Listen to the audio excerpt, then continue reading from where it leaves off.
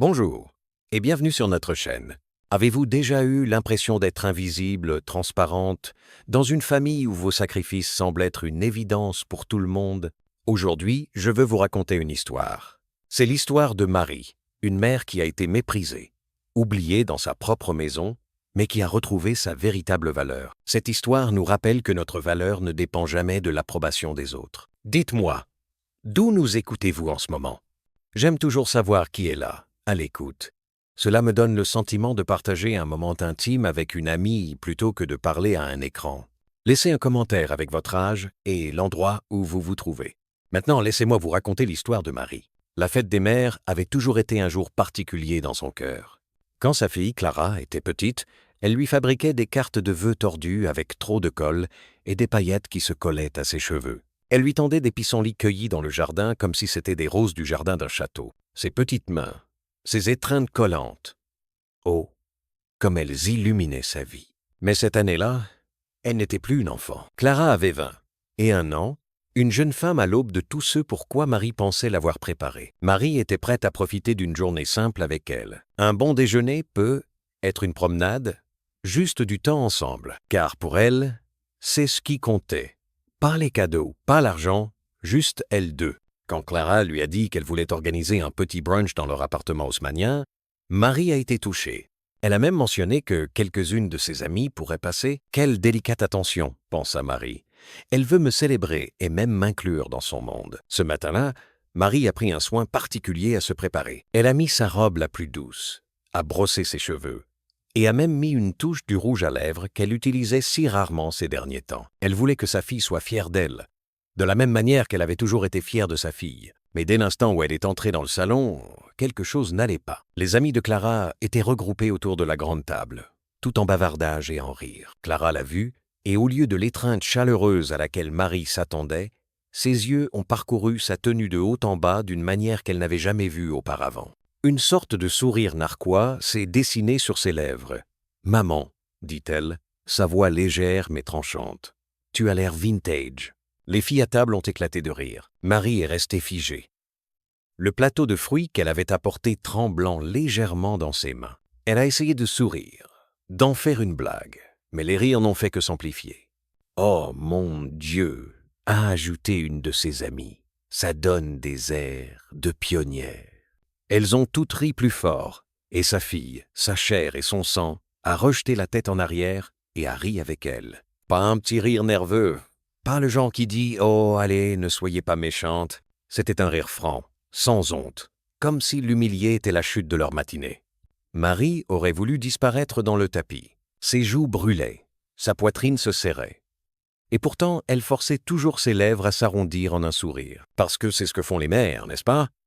Nous protégeons nos enfants, même de leur propre cruauté. Elle a posé le plateau et s'est affairée à verser du jus comme si ses mains tremblantes ne la trahissaient pas. Elle hochait la tête quand elle faisait des commentaires sur le fait qu'il était mignon qu'elle utilise encore de vieilles tasses en porcelaine. Elle riait doucement, maladroitement, quand elle la taquinait sur le fait qu'elle n'avait jamais appris à utiliser les dernières applications ou qu'elle n'était pas à la mode. Mais à l'intérieur, quelque chose s'est brisé. Chaque mot, chaque gloussement, chaque regard dédaigneux de sa fille creusait plus profondément que n'importe quelle insulte qu'elle n'avait jamais reçue. Parce que cela ne venait pas d'une étrangère. Cela venait de la personne même pour qui elle avait donné sa vie. Elle n'est pas sortie en claquant la porte.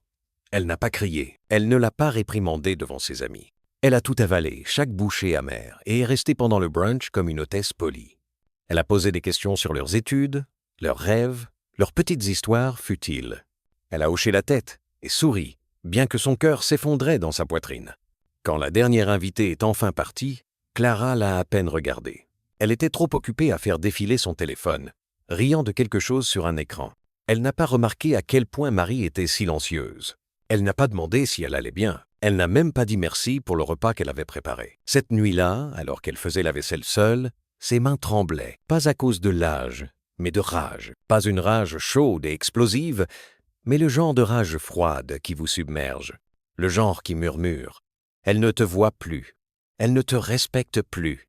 Et c'est à ce moment-là, debout devant l'évier avec de la mousse de savon accrochée à ses bras, qu'elle a réalisé que quelque chose en elle avait changé pour toujours. Elle n'était pas seulement une mère, dont on s'était moqué. Elle était une femme qui avait été trahie, et même si elle ne savait pas encore ce qu'elle ferait, elle savait une chose avec certitude, plus rien ne serait jamais comme avant. Après cette fête des mères, Marie s'est retrouvée éveillée tard dans la nuit. Les rires tournaient en boucle dans son esprit comme un disque rayé. Elle fermait les yeux, espérant le silence. Mais à la place, elle l'entendait à nouveau. Ce chœur de jeunes voix. Et le pire de tout, la sienne mêlée aux autres. Ce n'était pas seulement le rire qui blessait, c'était ce qu'il révélait. Une vérité qu'elle avait été trop têtue, ou peut être trop pleine d'espoir pour admettre. Sa fille ne la voyait plus comme quelqu'un à honorer ou à chérir. Pour elle, Marie n'était qu'une relique, une chose dont on pouvait rire. Et cette prise de conscience l'a ramenée des années en arrière comme une lame de fond.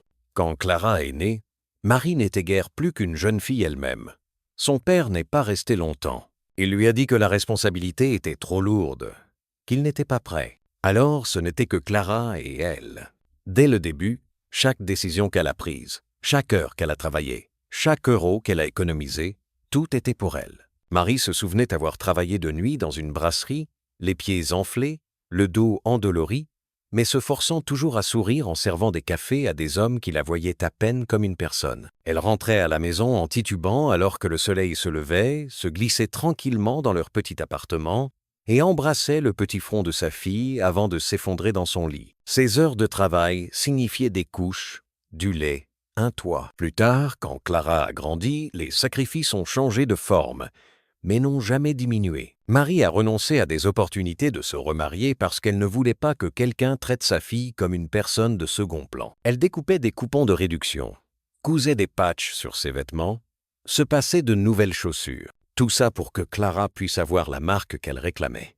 Et à mesure qu'elle grandissait, les rêves de Marie rétrécissaient pour faire de la place aux siens. Elle a mis de côté l'idée de reprendre ses études. Elle a renoncé à l'idée de voyager ou même simplement d'avoir un week-end pour elle. Elle a tout versé, tout d'elle-même, dans la construction de son avenir. Elle a ouvert un livret d'épargne le jour de ses 5 ans. Elle se disait que c'était pour ses études supérieures. Elle mettait de côté ce qu'elle pouvait. Même si cela signifiait manger de la soupe 3 soirs par semaine, ce compte est devenu son obsession. Elle regardait les chiffres grimper, euro par euro, tout en se rappelant que cela valait chaque sacrifice. Un jour, elle la verrait traverser une estrade avec sa toque et sa toge, et elle saurait qu'elle avait fait quelque chose de significatif. Et puis il y a eu la robe de mariée. Clara n'avait que 19 ans lorsqu'elle lui a montré la photo sur son téléphone, les yeux brillants comme lorsqu'elle était petite. « Maman, c'est celle-là » a-t-elle murmuré. Elle était bien au-delà de ce qu'elle pouvait raisonnablement se permettre, mais son excitation était contagieuse. Marie a fait des heures supplémentaires, a puisé dans son petit fonds d'urgence et a trouvé un moyen. Quand Clara a tournoyé dans cette robe devant le miroir, Marie a pensé « Voilà à quoi ressemble l'amour ». Une si grande partie de sa vie avait été mesurée par les sourires de sa fille. Si elle était heureuse, Marie était heureuse. C'était le pacte qu'elle avait conclu avec elle-même. Mais après la fête des mères, ce pacte ressemblait à une blague cruelle. Le poids de tous ces sacrifices s'est abattu sur elle. Et elle a commencé à se demander à quoi ils avaient abouti. Une fille qui ne supportait pas d'être vue avec elle, qui se moquait d'elle devant des inconnus, qui ne reconnaissait pas ou peu, être ne se souciait pas que tout ce qu'elle avait, c'était parce que Marie avait tant abandonné. Les souvenirs se tordaient, chacun coupant au lieu de réconforter. Les longues nuits à la brasserie, soudainement, elles semblaient être des heures perdues. Les chaussures rapiécées, les placards vides, les économies sans fin, tout cela donnait l'impression de verser de l'eau dans un pot fissuré. Rien de ce qu'elle donnait ne semblait tenir. Et pourtant, une partie d'elle résistait à cette amertume. Car qu'aurait-elle pu faire d'autre? C'était son enfant, son unique enfant. L'aimer n'avait jamais été un choix. C'était un instinct aussi naturel que de respirer. Pourtant, elle ne pouvait pas se défaire de la vérité. Sa dévotion ne lui avait pas appris la gratitude. Au lieu de cela, elle lui avait appris à prendre, à attendre, à croire que ses sacrifices n'étaient rien de plus que son dû. Cette nuit-là, allongée dans son lit, elle a fixé le plafond et a laissé les années la submerger. Les premiers pas qu'elle avait applaudis, les anniversaires pour lesquels elle avait raclé les fonds de tiroir, les nuits où elle était restée éveillée avec elle à travers la maladie et les larmes, tout cela s'est écrasé sur elle. Et puis la question a fait surface, une qu'elle n'avait jamais osé se poser auparavant. Et moi? Et la femme derrière la mère? Et ses rêves, ses besoins, sa dignité, ne valais-je pas quelque chose moi aussi? Pour la première fois de sa vie, elle s'est permis de s'attarder sur cette pensée. Et au lieu de la culpabilité, elle a ressenti une étincelle de clarté. Le rire de la fête des mères avait ouvert une blessure. Oui, mais il lui avait aussi ouvert les yeux. Quelque chose devait changer. Et cette fois, le changement ne serait pas pour elle. Il serait pour moi.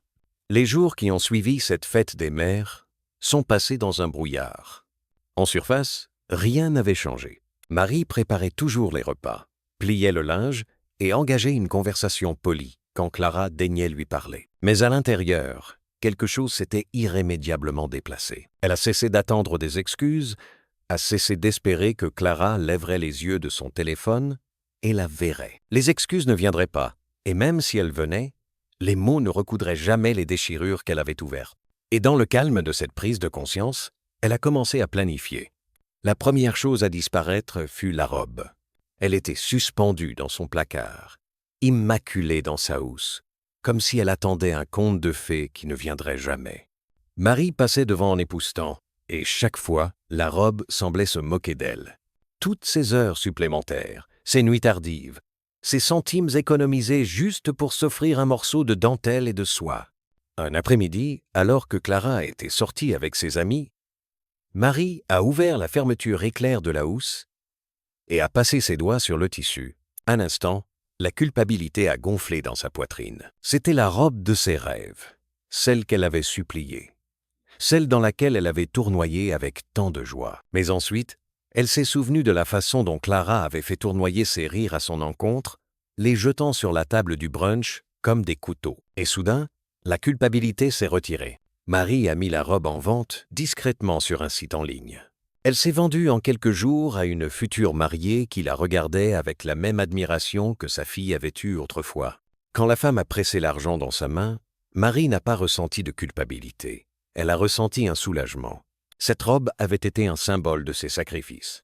La laisser partir était son premier acte pour se réapproprier sa vie. Ensuite, ce fut le tour du fond pour les études. Pendant des années, elle avait traité ce compte comme un hôtel sacré. Elle sacrifiait les dîners au restaurant, les vacances, même le confort de base, juste pour voir ses chiffres grimper. Ce n'était pas grand-chose selon les standards du monde. Mais pour elle, cela représentait chaque once d'amour qu'elle pouvait verser dans l'avenir de sa fille. Un soir, elle s'est assise à la table de la cuisine avec le relevé bancaire étalé devant elle. Sa fille était dans sa chambre, la musique battant à travers les murs, les rires d'un appel vidéo flottant dans le couloir. Marie a fixé les chiffres sur la page et a pensé. Elle ne voit pas ce que cela signifie. Elle ne se soucie pas de ce que cela m'a coûté. Ses mains tremblaient en signant le formulaire de retrait. Quand le caissier lui a remis le chèque de banque, elle a senti le poids de décennies se soulever de ses épaules. Cet argent n'appartenait plus à quelqu'un qui se moquait d'elle. Il lui appartenait. Elle en a utilisé une partie pour rembourser les dettes persistantes qu'elle avait eu trop honte d'admettre avoir. Le reste, elle l'a mis de côté dans un endroit sûr. Pas pour Clara. Pour elle, pour ce qui viendrait ensuite. Une fois ses deux fils coupés, la robe, le fond, elle savait qu'il n'y avait pas de retour en arrière. Elle a commencé à bouger tranquillement, emballant de petites choses dans des boîtes qu'elle gardait cachées, triant des papiers, décidant de ce qui était assez important pour être emporté. Elle n'a pas claqué de porte, ni fait d'annonce dramatique. Elle avait appris à ce moment-là que le silence était plus aiguisé que n'importe quelle dispute. Clara n'a rien remarqué. Ou, si elle l'a fait, elle ne s'en est pas souciée. Son monde tournait autour de ses amis, de ses petits-amis et des réseaux sociaux. Marie était devenue un bruit de fond dans sa propre maison. Et c'est peu être ce qui a rendu les choses plus faciles. Elle ne quittait pas une fille qu'il aimait. Elle quittait une étrangère qui avait oublié d'où elle venait. La nuit avant son départ, elle s'est tenue dans l'embrasure de la porte de sa chambre. Clara dormait, son téléphone brillant encore sur l'oreiller à côté d'elle. Marie a regardé sa respiration, douce et régulière, et pendant un instant, elle a vu l'enfant qu'elle avait été, celle qui s'agrippait à sa main dans les endroits bondés, celle qui lui murmurait « Ne me laisse pas, maman ». Les larmes lui ont piqué les yeux, mais elle n'est pas entrée. Elle l'avait déjà quittée dans son cœur le jour où Clara avait ri d'elle. Ce n'était que la dernière étape. En se détournant, un calme étrange s'est installé en elle. Elle ne fuyait pas sa fille. Elle retournait vers elle-même, et le temps que Clara réalise qu'elle était partie, il serait déjà trop tard. Le matin de son départ était calme, presque anormalement calme. Le ciel dehors était gris, le genre de ciel qui ne peut pas décider s'il veut pleuvoir ou s'éclaircir. Cela lui convenait. Elle ne voulait pas que le soleil se moque de son chagrin, mais elle ne voulait pas non plus que le tonnerre en fasse un spectacle. Elle avait emballé ce qui comptait dans 2 valises. Pas grand-chose quand on pense à toute une vie. Des vêtements, une poignée de photos, le couvre-lit que sa grand-mère avait fait, une petite boîte de lettres dont elle ne pouvait pas se séparer. Tout le reste, les meubles, les assiettes, les bibelots, n'étaient plus que du désordre maintenant. Des choses qui pouvaient rester derrière. Des fantômes dans une maison vide.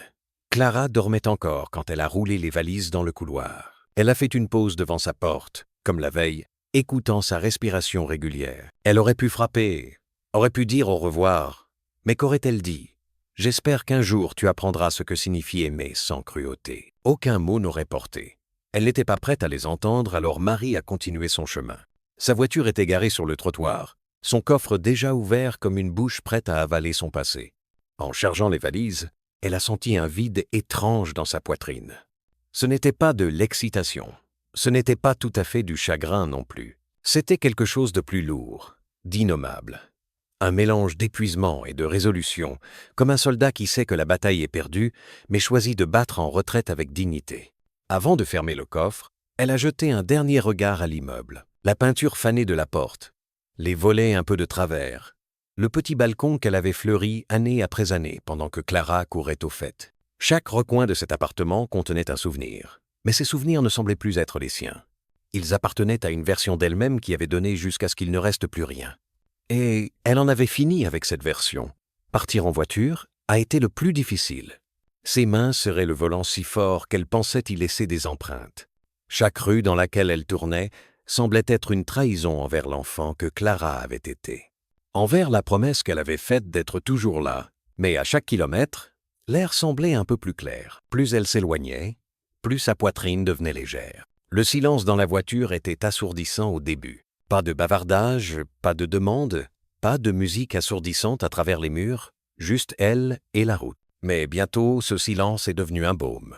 Pour la première fois depuis des décennies, elle était seule avec elle-même. Elle n'est pas allée loin, du moins pas au début. Elle a trouvé une modeste location dans une petite ville de province à 2 heures de Paris. Le genre d'endroit où les voisins vous saluent encore depuis leur Porsche, où la caissière du supermarché se souvient de votre nom après la 2e visite. Ce n'était pas luxueux.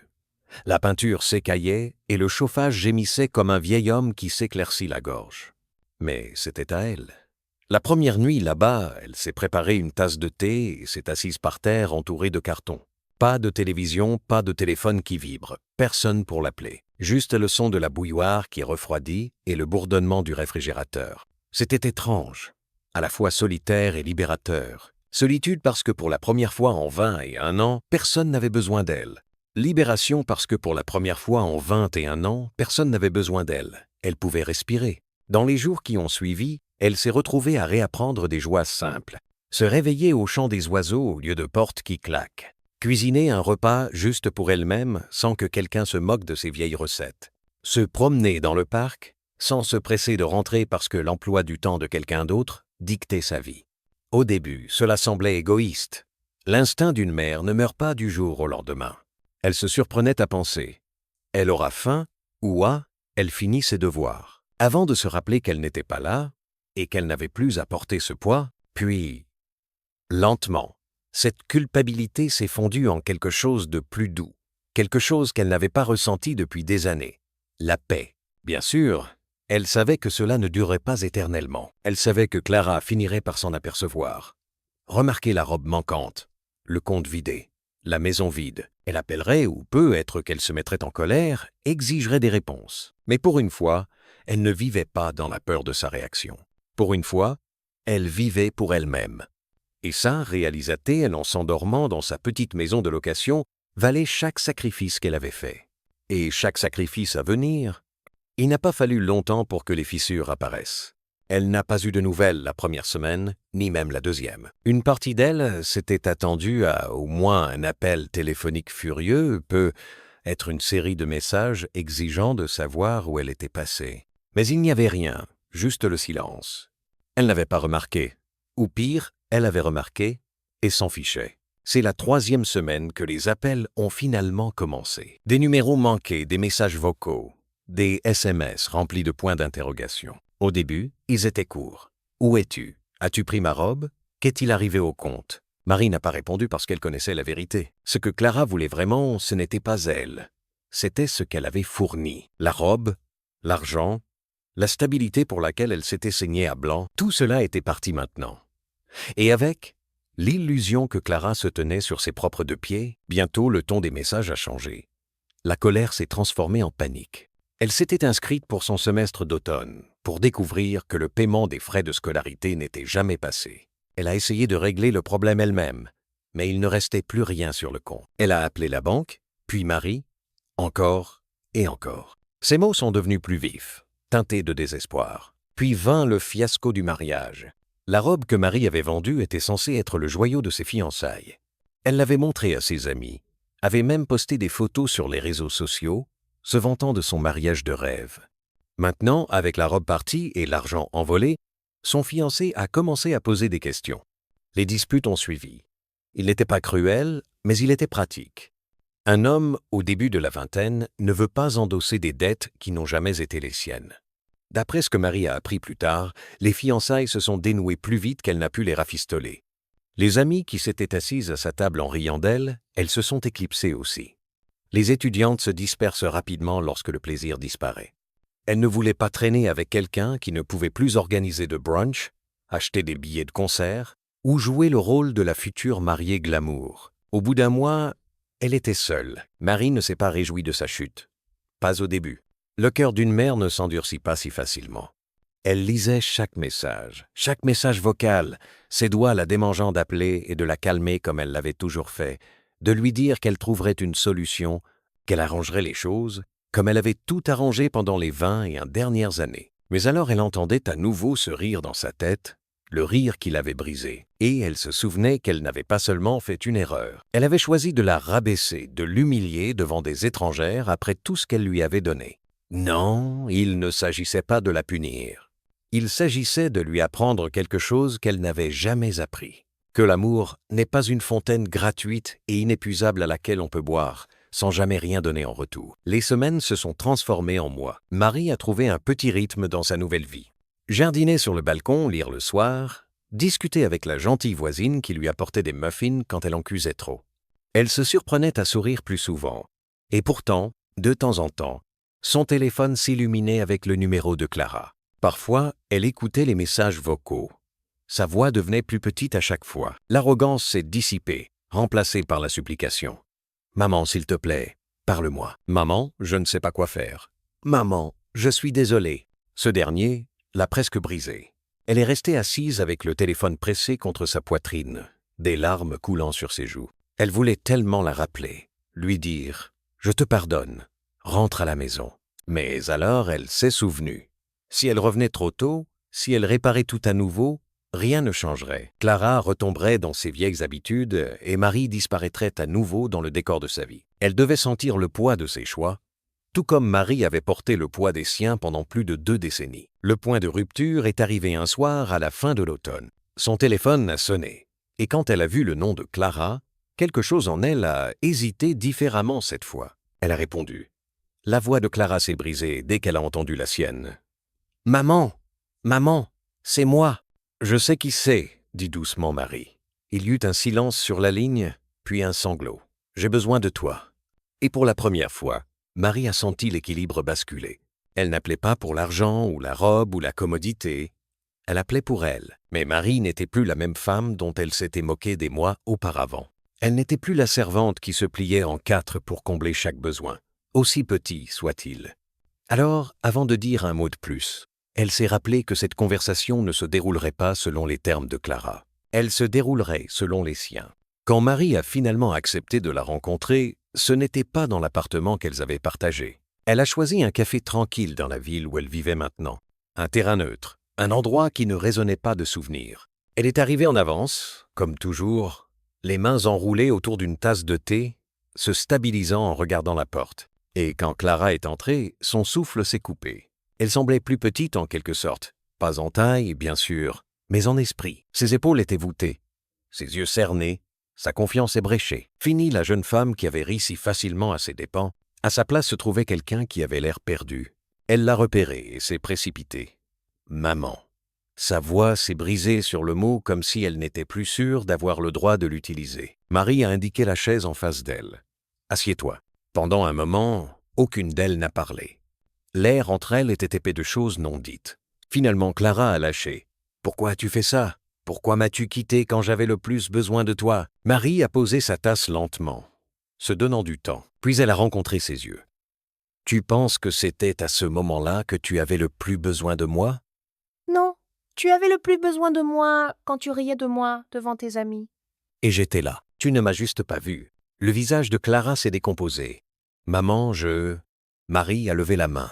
« Laisse-moi finir. » Sa voix était calme mais ferme, plus stable qu'elle ne se sentait à l'intérieur. Pendant 21 ans, je t'ai tout donné. Mon temps, mon argent, ma santé, mes rêves. Je me suis privé pour que tu puisses avoir. Je me suis assuré que tu ne ressentes jamais la faim ou la solitude que je portais. Et en retour, j'ai demandé le respect. Pas la perfection, pas une gratitude constante, juste le respect. Et le jour destiné à honorer les mères, tu as ri de moi comme si j'étais une blague. Des larmes ont coulé sur les joues de Clara. Je ne le pensais pas comme ça. Si, interrompit doucement Marie. Peut être que tu n'as pas réalisé à quel point ça couperait, mais tu le pensais sur le moment. Et tes amis le pensaient, et tu as laissé faire. Elle a enfoui son visage dans ses mains, les épaules secouées. Je suis désolé. J'ai été stupide. J'essayais de les impressionner. Et je pensais. Elle s'est interrompue avec un sanglot. Je pensais que tu comprendrais. Un sourire amer s'est dessiné sur les lèvres de Marie. Comprendre d'être humiliée? Non. Je ne pense pas qu'une mère comprenne vraiment ça. Le silence s'est de nouveau étiré entre elles, brisé seulement par ses reniflements. Puis doucement, elle a demandé « Pourquoi? La robe? Pourquoi? L'argent? Tu savais que j'en avais besoin cette fois ?» Marie s'est penchée en avant, sa voix basse mais tranchante. « Exactement. Tu en avais besoin, mais ils n'ont jamais été à toi. Ils étaient à moi. Mes sacrifices, mon travail, mon amour, transformés en dentelle et en chiffres sur une page. Et quand tu as clairement montré que tu ne me valorisais pas, pourquoi les aurais-je laissés derrière pour que tu les gaspilles ?» Clara la regarda, abasourdie, comme si elle n'y avait jamais pensé de cette façon. « Tu me détestes ?» murmura-t-elle. Marie secoua la tête. « Non, la haine est facile.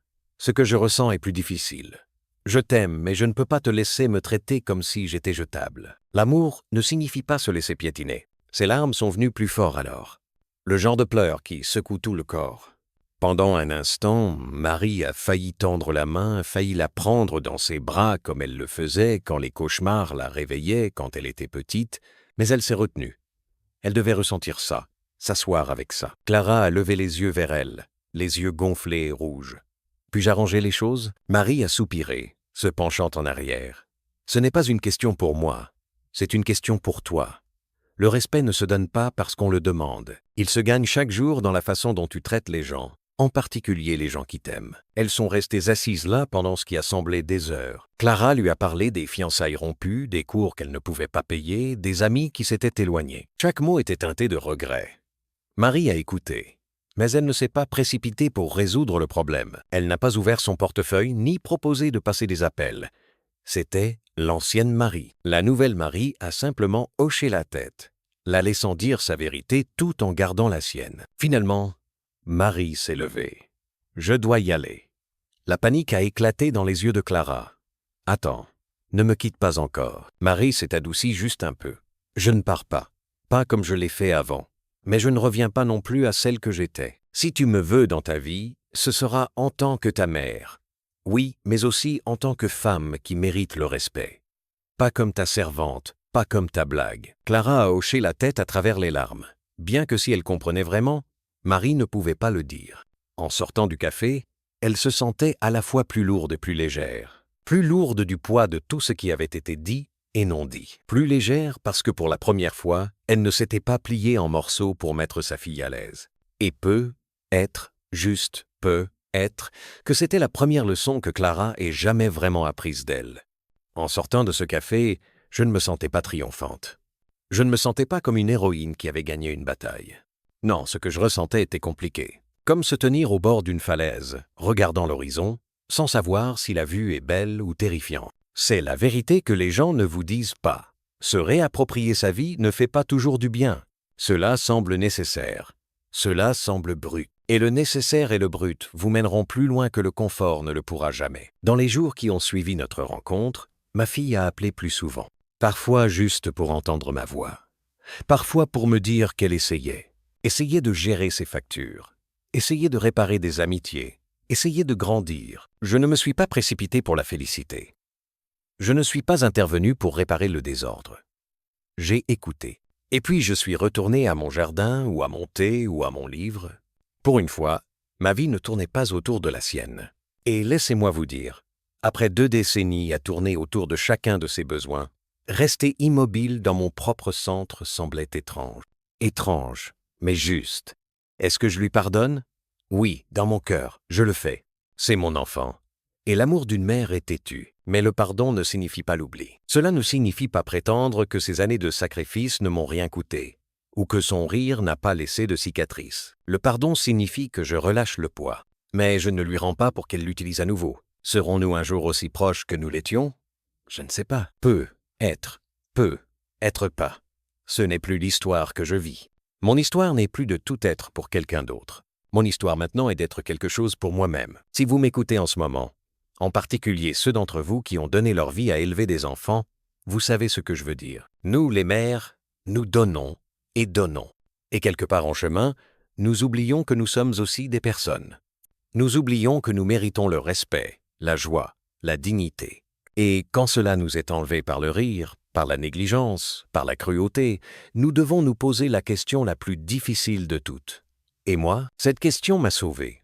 Je ne vous dis pas cela pour me peindre en sainte ou en méchant. Je vous dis cela parce que la vie est compliquée et que les choix ne sont pas nets. Vendre la robe, prendre l'argent, quitter la maison, ce n'étaient pas de jolis choix, mais c'étaient les miens. Pour une fois, ils étaient à moi. Et si ma fille apprend des conséquences, si elle devient quelqu'un qui respecte non seulement moi, mais aussi elle-même et les autres, alors être que mon départ aurait été le plus grand cadeau que je pouvais lui faire. Sinon, au moins je me suis enfin donné quelque chose à moi-même. Alors, me voici dans une petite maison de location avec de la peinture qui s'écaille. Quelques plantes sur le rebord de la fenêtre et la paix dans ma poitrine. Je n'ai pas besoin de grandeur. Je n'ai pas besoin d'applaudissements. J'ai besoin de la dignité tranquille, de savoir que je ne me suis pas laissé disparaître. Parce qu'au bout du compte, l'amour sans respect n'est pas du tout de l'amour. Merci d'avoir partagé ce moment avec moi.